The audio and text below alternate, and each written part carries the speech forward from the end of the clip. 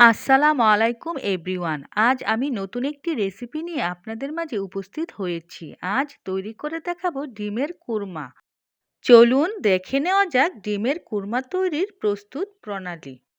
খুব সহজেই তৈরি করে নিতে পারবেন ডিমের কুরমা।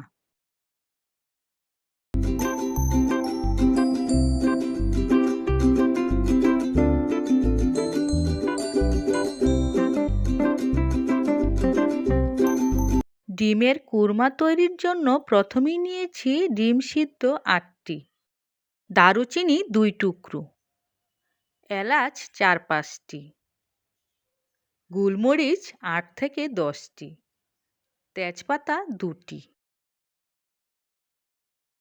কাজু বাদাম নিয়েছি 10টি। কাজু বাদামগুলো ভালো করে ব্লেন্ড করে পেস্ট বানিয়ে নিতে হবে। টক দই নিয়েছি আধা কাপ পরিমাণ। পেঁয়াজ বেরেস্তা নিয়েছি ১ কাপ পরিমাণ। এ পর্যায়ে ফ্রাই প্যানে পরিমাণ মতো তেল দিয়ে দিয়েছি।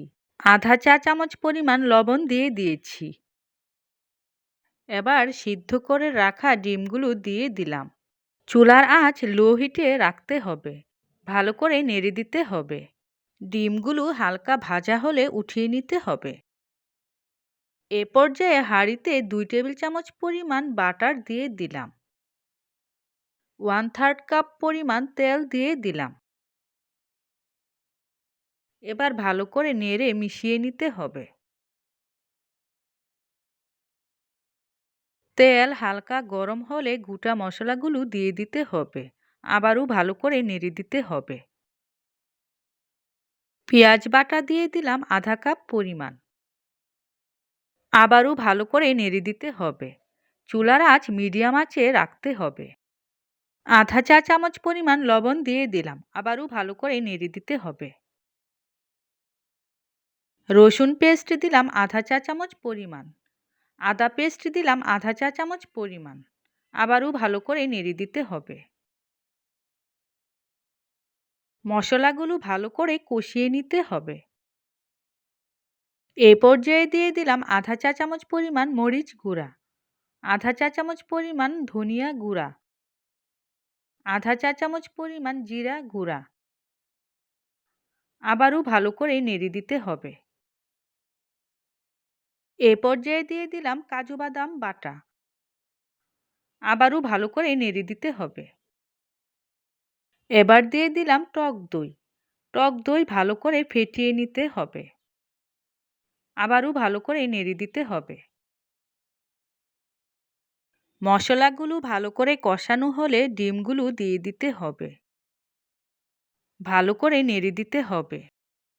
মশলার সাথে ডিমগুলো ভালো করে কষিয়ে নিতে হবে।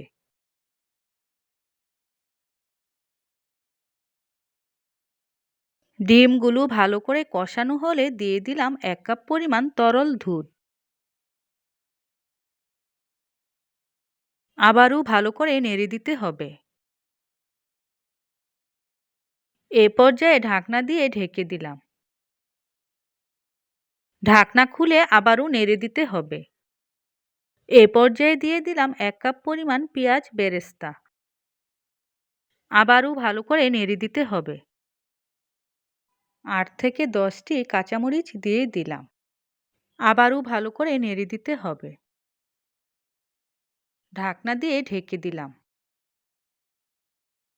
ঢাকনা খুলে ১ চা চামচ পরিমাণ চিনি দিয়ে দিলাম। আবারও ভালো করে নেড়ে দিতে হবে।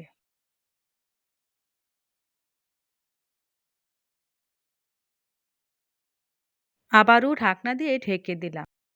৫ মিনিট পর ঢাকনা খুলে দিলাম।